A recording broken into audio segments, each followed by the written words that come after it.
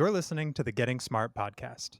I'm Mason Pashia. Most of us, when driving from one point to another, use a GPS system to show us the fastest route.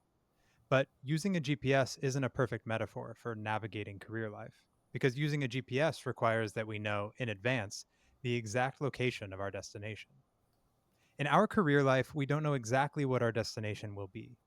It's more like being an explorer, moving in uncharted territory. We have a general sense of direction, but we don't discover the destination until we arrive. As a teen or young adult, we may have a general idea of careers and we may have learned stories from other travelers. But our own career journey takes shape as life progresses and new experiences and opportunities present themselves. And even when we enter a desired career path, the journey continues. That's an excerpt from the new Preparing Tomorrow's Workforce, a book from the team at YouScience, written by Hans Meter, a senior fellow for education and workforce innovation at YouScience. Today, we get to dig into what this looks like in practice with a handful of awesome guests. So today, I'm joined by some key parts of this career navigation equation that I illustrated above. We are joined by Peter Van Mondfrans from YouScience, Kaitlyn Tyler, the talent and education coordinator at the Greater Springfield Partnership, Christina Walters, the owner of Night Dispatch, and Jamison Truebenbach, Chief Academic Officer of the Global Impact STEM Academy. Hey all, welcome.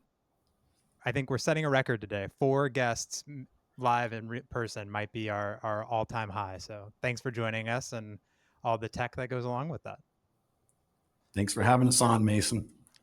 You bet. Another thing in this Preparing Tomorrow's Workforce book that really struck me as I was reading through it, there were these 10 career navigation questions that I know I would have been asked when I was in middle school, starting honestly, but then also in high school again and again.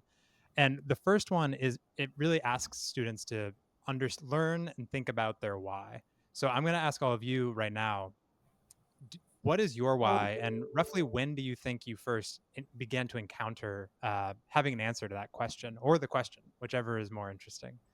Jamison, I might start with you. You were the first one to join me today, so we're going to start with you. Absolutely. School was never easy for me. I had to work extremely hard to be successful. And I had a teacher my junior year of high school who finally made math make sense. And I got a B, my highest grade in math in the course of my educational career. And I thought, okay, I want to be a teacher. I want to change kids' lives. I want to make kids happy. I want to make education fun for them. And so I decided that I wanted to be an intervention specialist. I struggled so hard and worked so hard, and I thought there are creative ways to help kids learn. And then when I got into the field, I loved it. I was an intervention specialist for 15 years, and I got to the point in my career where I was like, man, I've worked with some teachers. Some are really great, and some need some extra support. And so I found a calling as a school administrator because I wanted to be that support for the teachers who were a little lost or just not sure how to make things better. And so that's kind of where I went into education and administration, is because I want to make a difference in students and staff lives. That's beautiful. Thanks, Jamison. Christina, how about you? Well, so I was always kind of outside of the box person. I was voted most likely to turn a teacher's hair gray in high school by a landslide, they all said. I was a talker. I just wanted to go work. Looking back now, I realized I was an entrepreneur. And the hardest part about that was we didn't have anything like YouScience or anything like that. So I had to figure it out by doing all the jobs I didn't want to do and realizing after spending a good chunk of time, like, this is not for me. And then this just came about, and I've been running with it for 16 years. I love it. Kaitlyn, how about you? My story is kind of similar to Jamison. I loved education. I loved working with kids, but I was a student that was kind of that missing middle kid. So I have an older sister that's very outgoing, and I have a younger brother who's extremely outgoing. But in high school, I was the quiet kid. So I was the kid that kind of got overlooked. I had great grades. I did all the things I was supposed to do, but no one really paid attention to me personally. So when I went into the education field, that's what I wanted to do. I really wanted to focus on those kids who everybody else is overlooking. They're kind of doing what they're supposed to be, but no one's giving them that extra attention. Started out with preschoolers, so really loved that. Did that for 12 years, but then found a passion to kind of come back and wrap back around and help them at the end of their journey or end of high school journey. And that's kind of how I've landed here. Great. Thanks for sharing. And then Pete, last but not least. Yeah, have you ever been asked the question, what do you want to be when you grow up? I got that question in elementary school and all through my middle and high school years and never had an answer. It was a blank stare and maybe even a deer in the headlights look when that question came to me. But at 10 years old, I had just a little bit of insight into where I might point myself. I was a Cub Scout and I was reading a magazine for boys called Boys Life. And I saw this really cool advertisement for a group called Olympic Sales Club that had a page full of really exciting prizes. And I went to my parents and I said, how can I earn these prizes? They said, well, you got to go out and sell something. And I thought, well, what is that? I can do that. Why not? And it was greeting cards and calendars and stationery. And they signed me up for Olympic Sales Club. And I went door to door at 10 years old to sell those calendars and cards. And I had success. I was selling up a storm and my dad says, Pete, you might be a sales guy. And it had never occurred to me that might be my path. But I did know one thing, Mason, and that is that I loved people, that I loved interacting with people. And I wanted to do something important that makes a difference. And my real why came later in life when I started down the path of working in business in a variety of different positions. But I still think in some ways the why is developing and evolving. But I know that what I'm really wired to do is make an impact in people's lives in a positive way. That's what I'm about. And that's kind of how I ended up at YouScience. That's great. When you said Olympic Sales Club, I was picturing like a sailboat, and then it started to make a lot more sense. So that's great. Thanks. And I think I've probably talked about this on the show before, but it's not fair to just ask you all this question. I think I was big into music in high school, still have guitars behind me for anyone watching this. And then I think pursued that for a little while and over time was able to get at really what I loved doing in that, which was telling stories through songs and writing music. So I ended up sort of today being with Getting Smart and leading all the storytelling efforts. So I think you can find your why in a bunch of different ways. And I love that how you said, Peter, that it's a iterative experience. Like you're still in pursuit of your why, even though you're beginning to maybe be able to identify it in a crowd. So we're gathered here today to talk a little bit about YouScience and how it empowers systems of people to do really awesome things for young people. Pete, as the YouScience representative on the call, let's start with a definition. I think you all really excel in the aptitude space. You gave me access to the aptitude assessments last time, and I took a bunch of them and had a ball. So how is an aptitude different than a skill? Yeah, I love this question, Mason, and it's really important because if there's one thing I can impress on your listeners is the power of aptitudes and how they're different from other approaches that we take when we're trying to provide guidance to a learner on their education and career pathway. So aptitudes in their simplest sense are your innate talents. They're permanent. They're wired into who you are. In fact, one of the things that we really love to say around YouScience is that everyone has genius, and we sincerely believe that. Everyone has their own abilities and their own talents, and they start to develop when you're very young, but they solidify at age 14, and they're permanent through the rest of your life. So you can think of them as the foundation for propelling yourself forward on a path that gives you the highest probability of success based on what you're good at. Skills you are acquired. So even though your innate talents are there and they do connect, they're almost inextricably linked with skills. You still have to hustle and you still have to develop those skills and build that on top of your aptitudes. But when you combine those two things together and you add interests into that equation, then you start to have passion about your path and where that can lead you. That's great. And and that's where YouScience really comes in too. I mean, I think there's a handful of ways to assess your own aptitudes out there in the world, but YouScience really takes it that next step. And I think that's what sets it apart. Can you tell us a little bit more about how YouScience sort of provides this environment to discover your aptitudes and then lets you run with them a little further? If you can think about the way aptitude assessments have been delivered in the past, this is an in-person meeting with a psychometrician sitting across from you for hours, asking questions, giving you different kinds of exercises to objectively assess what you're good at. And, you know, we recognized that we needed to bring this to people and make it available, democratize it, if you will, so that everyone has a chance to discover their genius and learn what their talents point them toward. So YouScience about 10 years ago partnered with the Ball Foundation to take their Ball Aptitude battery and digitize it and put it in an environment where you could actually almost gamify it. You said you participated. It's almost like we call them brain games or exercises For where sure. they're timed elements. So any person can go in and participate in those and start that process.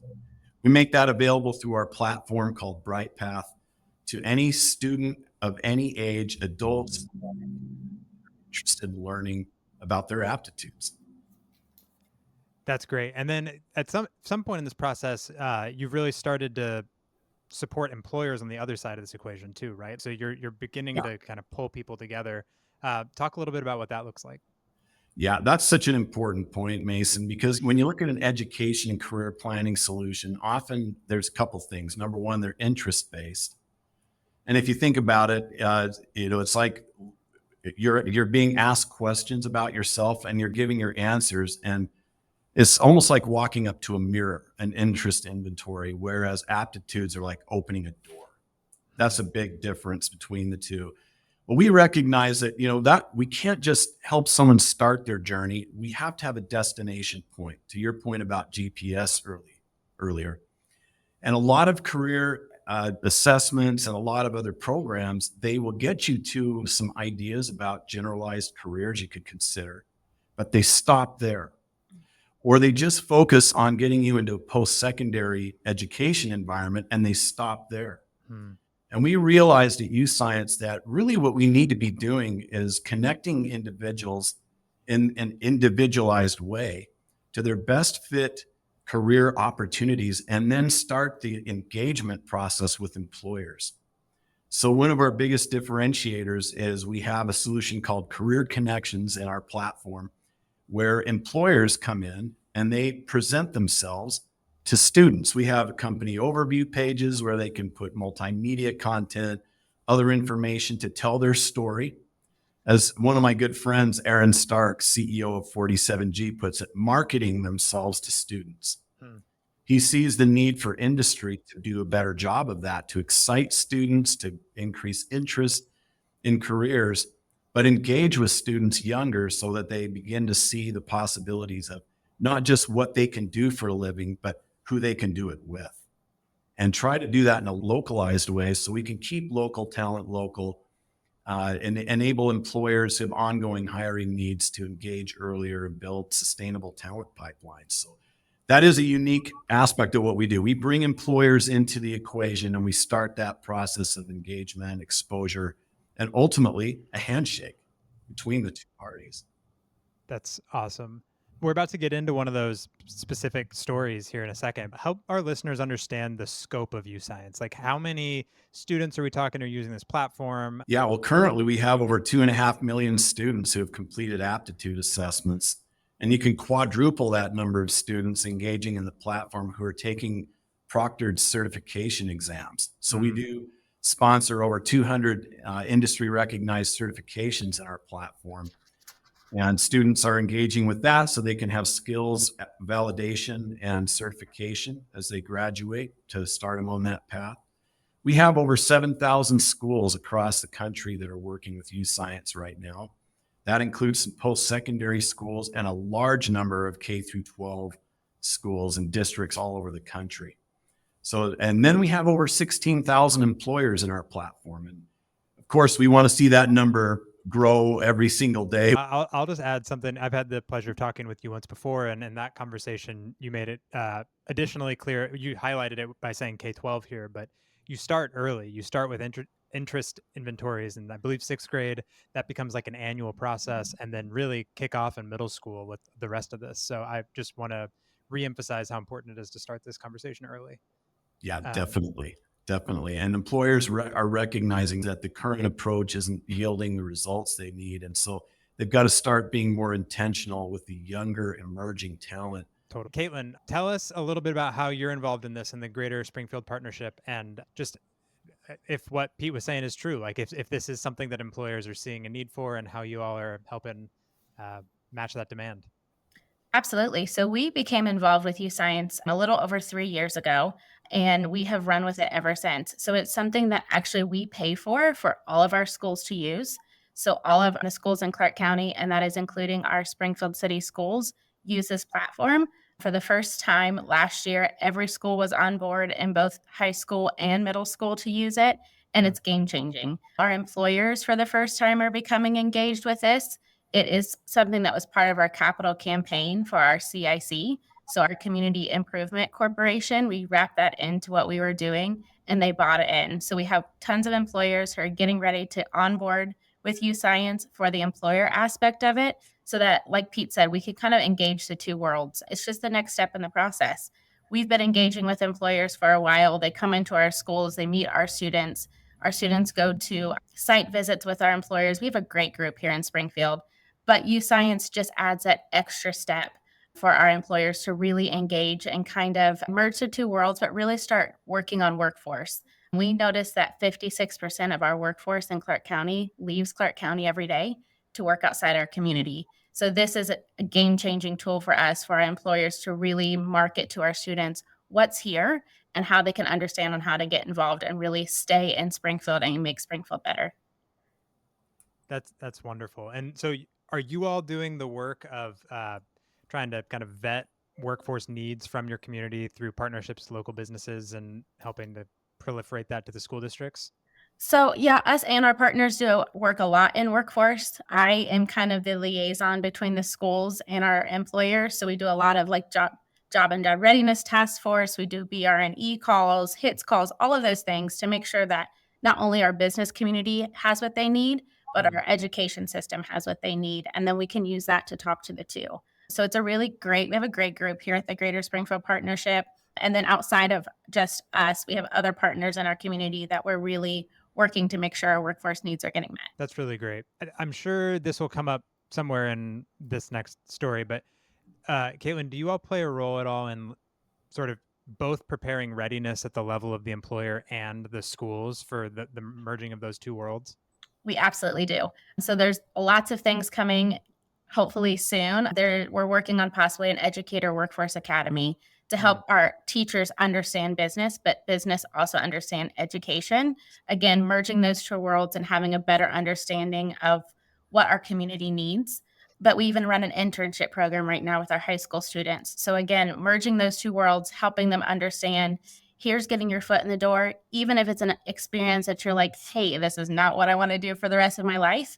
You gained experience. But using YouScience has given us the opportunity for our students to really sit down and understand their career path.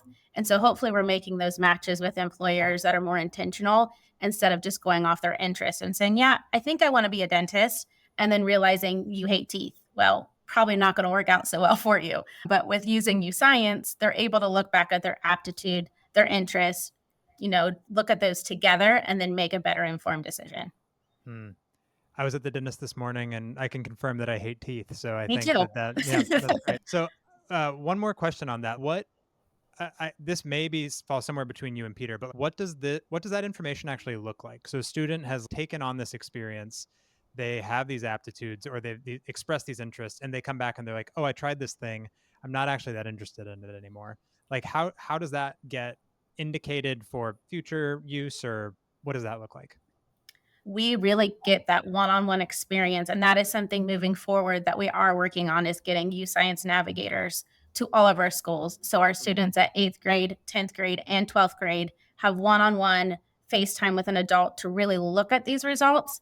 Because it's one thing to take the test, it's something completely different to understand what you're taking and for parents to understand what that looks like too. So these are all things that we realize are necessary and that are in the works.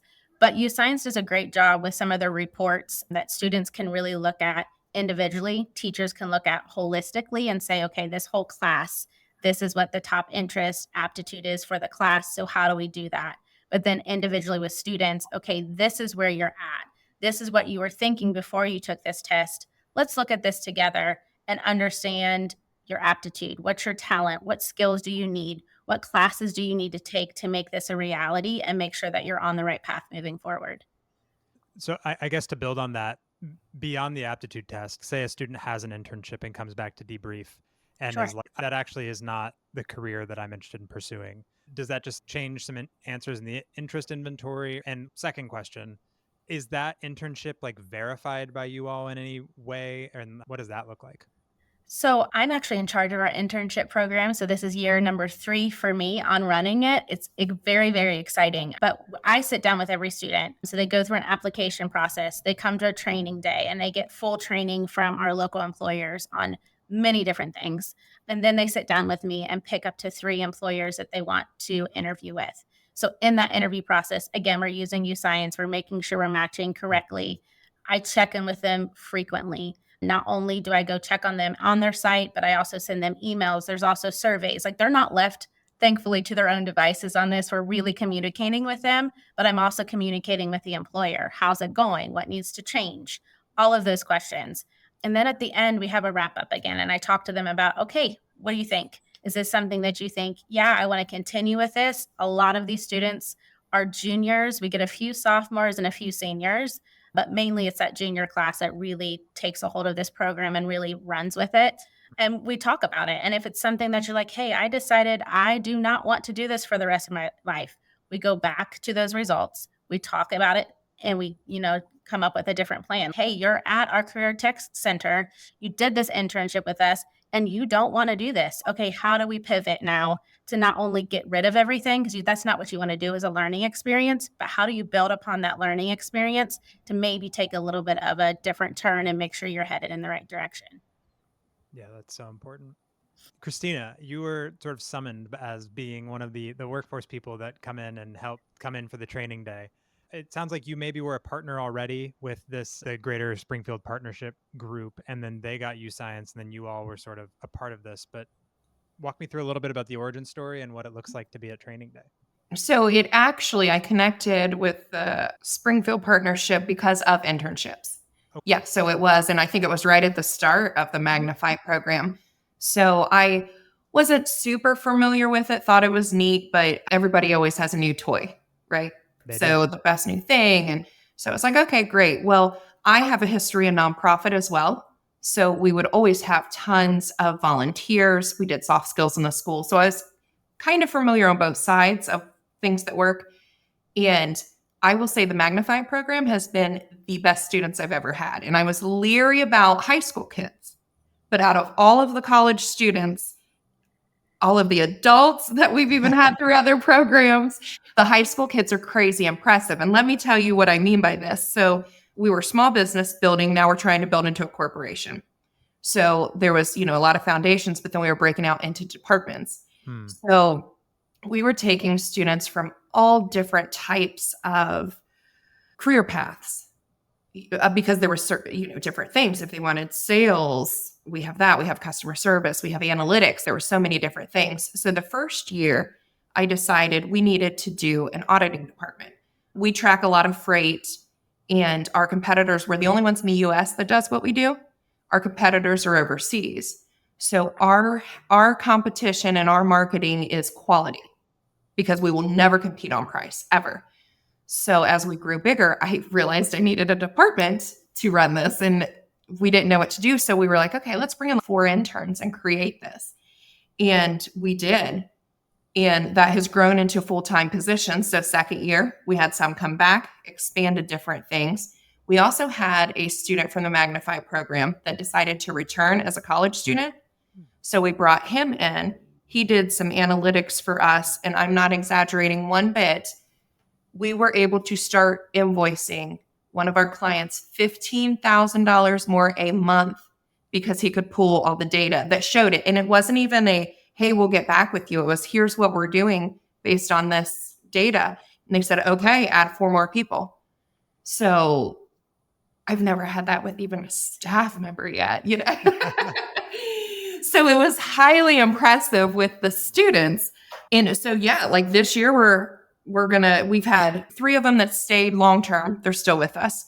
We have ones that come back every summer.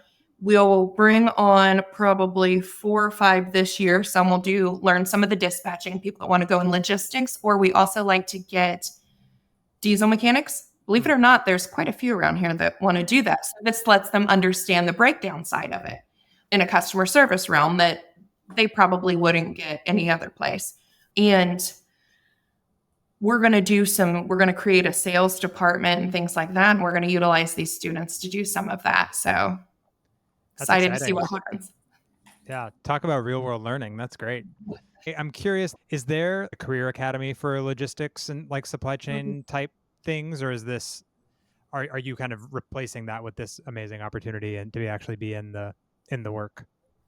So I can speak just from the local area schools. There isn't a logistics program. So what Christina is offering our students as far as the wide array of opportunities that are not presented at a career center or at a high school that has career tech programming is exceptional because it doesn't exist anywhere else. That is their option is what she's providing if someone wants logistics. Now there may be a few other businesses that do some logistics, but probably not as in depth and as thorough and as hands-on as you would get in Christina's business. Between the three of you, Kaitlyn, Christina, and Jamison, where is the like ongoing touch point with the student about the internship experience? Like offering feedback or like trying to do things in real time, just trying to help our listeners kind of grasp the actual inner workings of these internships.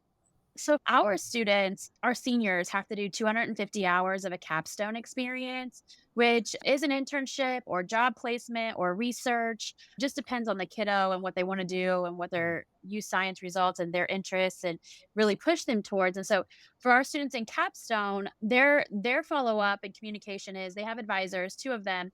They make 2 site visits a semester to the workplace and they have a professional evaluation from their employer twice a year, first semester and second semester. And then they have to present their presentation. We're doing it a bit differently this year. We're doing it more as a poster presentation open to the public, which would include the employers. It would include the parents. We're inviting the juniors to be prepared for the next year so they can kind of see what that looks like and learn. And so that's kind of how we track and keep up with what we're doing. But there is a constant communication with those employers and students. They come to the school once a week, the students do, to check in with their advisors to ensure that things are going smoothly. They have to log their hours. They have questions throughout. Did you start your capstone program before you had YouScience? Yes, we started our capstone program with our first class of seniors. We've only been in inception for 14 years. We're a 7 through 12 Okay. ag bioscience STEM school. And so we started with 50 ninth graders in in the fall of 2013. And so our first class of seniors is when we started our capstone experience. And then I think a fair number of our listeners have something similar, whether it be like a graduation requirement, a seal, a capstone experience. How has YouScience like supercharged that capstone experience? Yeah, absolutely. So our guidance counselor, starting the freshman year, she meets with every student. So we have about 450 students or so in the high school. And so she meets with every kid before Christmas break. That is a goal of hers. She is a one-man show.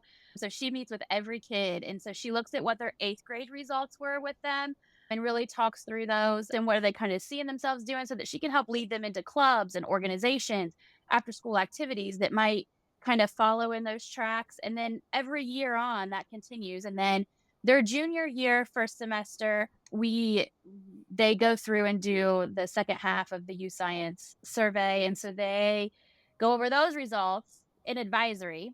And then they go, which is a small group setting, about 18 kids. And then they go over it with her as they're starting to talk about the Magnify program, or they're talking about potential placements for their capstone or applying for colleges. And what do we want to go to the career center at some point for the 1-year programs? And the kids that are interested in the career center as sophomores, we start talking to them about YouScience. We might even encourage them to take it before their junior year. It is a requirement.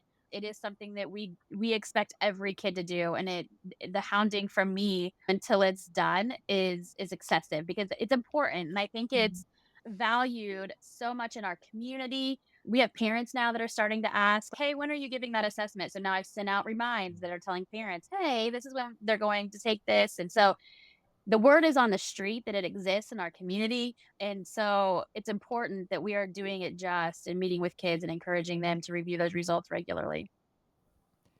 Do you ever have parents ask to take the assessments? I have had a handful. And so I tell them how they can do like the demo account kind of stuff. And so yeah, I took it when it first came out, and I'm like, Yeah. oh man, okay, those were things like when I was deciding about career opportunities. I'm like, okay, I could have seen myself going in that path for sure. Mm-hmm. No, that's fun. If you're not watching this, you're missing Pete smiling huge through all of this. So just for the listener, Well, it's that's pretty unique, Mason. If you don't mind me interjecting a Please. quick comment, you know what? One of the things that's so impressive about what I'm hearing from all three of these amazing people is we have strategic alignment and consensus about how to approach this workforce challenge. And that's really hard to achieve. And it's kind of the vision for how to do this the right way is getting education and industry and chambers of commerce and people in the ecosystem aligned, right? So that they're looking at the same things, they're using the same tools. And the beauty of that is your metrics are also aligned, and then your ability to have a good succession plan for what you're doing. Because a lot of programs die because people come and go. totally. But when there's this kind of consensus and alignment, the program lives on and just gets better and better and better. So I congratulate all three, Kaitlyn, Christina, and Jamison on what you're doing. It's just incredible. Yeah, it's really awesome work. I'm also wondering, Christina, is there an opportunity in this for you to connect with other local businesses through all of this searching, and maybe through the Springfield Partnership thing as well? Like, I totally see this as a play to get into schools and interfacing with high school students, but I also think that there's a unique way it brings the community together around this like common workforce, or I don't know, for lack of a better word, like rallying cry of just like, we need to keep people around, get them jobs. Have you seen any of that, or am I making that up? Yeah, so we actually have a workforce development task force that we all participate in. The community is really good about that. We talk about YouScience as well. And the one thing, my daughter is a freshman now. So last year I started asking, when is she getting the YouScience test? When is she getting that? And it was to the point they thought I worked with the city. Because I kept asking. But now she's a freshman, and she was just messaging me last week because they're wanting to do career paths. And she was like, I don't know what I want to do. I said, tell them to pull your YouScience. Then, so then she went back to teacher, like, well, I need you to pull this from last year because there's some options. Because she wants to be like an esthetician, but she knows she's not going to make money on it. And she flat out said that. She said, if groceries keep rising, I'm not going to be able to afford to take care of myself. So what else can I do then? Because I'd love to do this, but that's not going to pay my bills, which is phenomenal for a 15-year-old. But then it turned into her stressing about her career. But that's what I said, pull the YouScience, and then she asked, can I do it again? And, we were actually just talking about it this morning too. So I love it. It's in the water there. yes. Mm-hmm. Pete, I want to ask you a little bit about what happens after. So I think in our conversation earlier, we were talking a little bit about what happens when like a student graduates, what happens with their YouScience record, what's like the long-term vision for this. So could you give us a couple details about how you see YouScience supporting students after high school? Yeah, I love that question because, as I mentioned earlier, the learning your why, it can be an iterative and evolutionary kind of process. So, and we recognize that, and we want to make sure that our users have access to their results beyond high school graduation or college graduation. So each user has 10 years access to the platform. And that includes being able to take our interest inventory every year, because interests do change. They evolve like our why, right? The more exposure we get to opportunities, the more our interests fluctuate and change. And so we encourage our users to take it with them, use it as a tool, a life tool, and revisit it frequently, because there's a couple of reasons to do that. Number one is that inventory assessment, or interest in inventory. But the other piece that we like to emphasize, and maybe we don't do it enough, is the affirming language that is in our assessment results that reminds you have talent, that gives you language around what your abilities are in social, work, and education settings. Things that are easy for you and things that might be difficult for you. But we never tell someone you're good at this and you're bad at that. It's These are your strengths, and let's build on those. Yep. Things that come easy to you are things you should embrace and realize that that's something to pay attention to. So we want people to come back to it, Mason, and they have 10 years access to do that. So it continues on. The journey continues, right?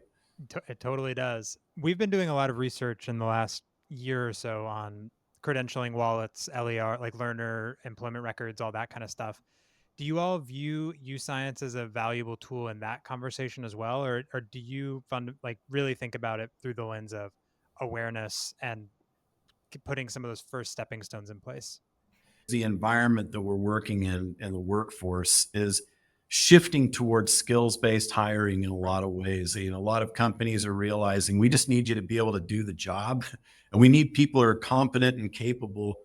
And so giving students a means of demonstrating that, being able to come to the table with their credentials, with their experiences, and even with language from their aptitude assessment results that talks about what their abilities are is an important part of that process. So students can go into the platform, they can pull their certifications very easily, and those can be put into an LER.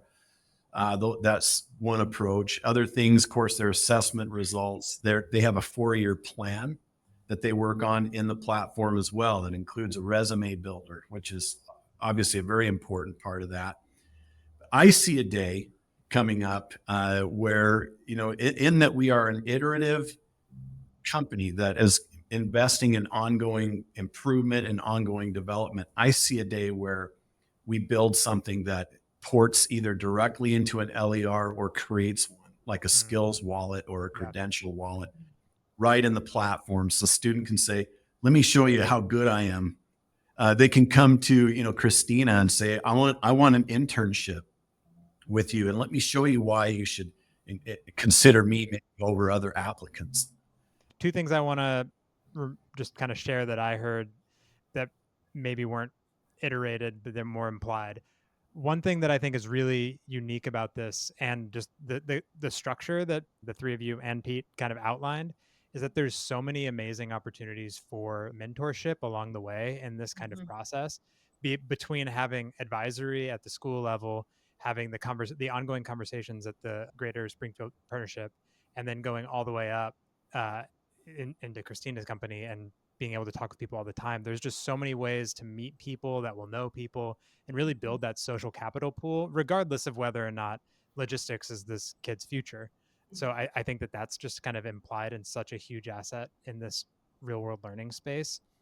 And then the other one, I do think we touched on a number of times, but just really keeping these things iterative. And the reason I chose that quote at the beginning is I do think so often we put kids on a pathway and expect that it's a line segment of a pathway, that it's from a journey from A to B, and success is getting to B, when really success is choosing an A a lot of the time. And most of your life is on ramps and off ramps. And how do you figure out, how do you weave a story of your own life? And YouScience seems really primed to do that. And you all are creating programs that are very poised to do that. So that's super awesome.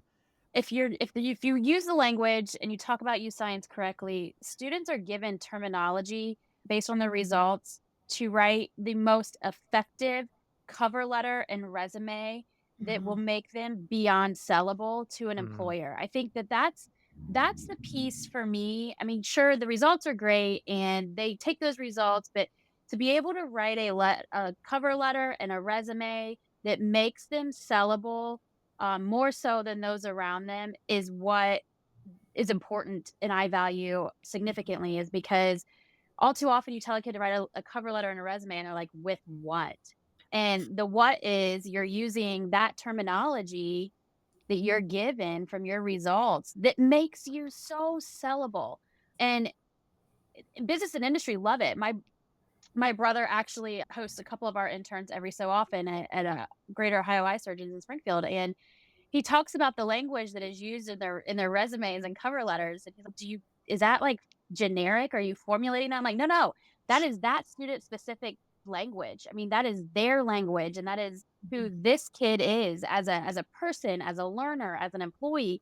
And the language correlates so much with even how they learn. And so if it's a job that they have to learn a new skill, you can look at that language that they're given about how they are and know how you have to work with that kid or that adult. And so I think it makes them very, very sellable in a employability setting. I think going along with that, it also gives kids self-confidence, and not just kids, students, adult learners, whoever it is. It gives them the confidence to say, I can do this. I think a lot of times students don't see themselves that way, or we talk about resumes at training day and they're like, well, I don't do anything. Pull your science results. Let's talk about what you can do. Let's use that language. And just the confidence shift that you see in these students because of YouScience is just game changing.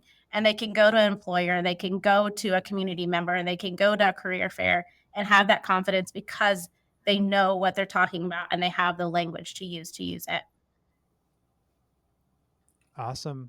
All right. Jamison, Christina, Kaitlyn, Pete, thank you so much for joining me today. Thank you so much for having us. Thank you. And thank you to all of you for listening to the Getting Smart podcast. Keep learning and keep innovating for equity. Thanks for tuning in to the Getting Smart podcast today. We want this podcast to be actionable, insightful, and a great way to learn about what's next in learning.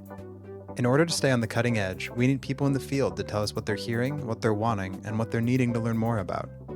Got a topic or a guest in mind? Send your recommendations to me, Mason at gettingsmart.com. And if you like what you're hearing, don't forget to leave a review in Apple Podcasts or subscribe wherever you listen. Feel free to share the podcast on social media using the hashtag GSPodcasts. Thanks so much.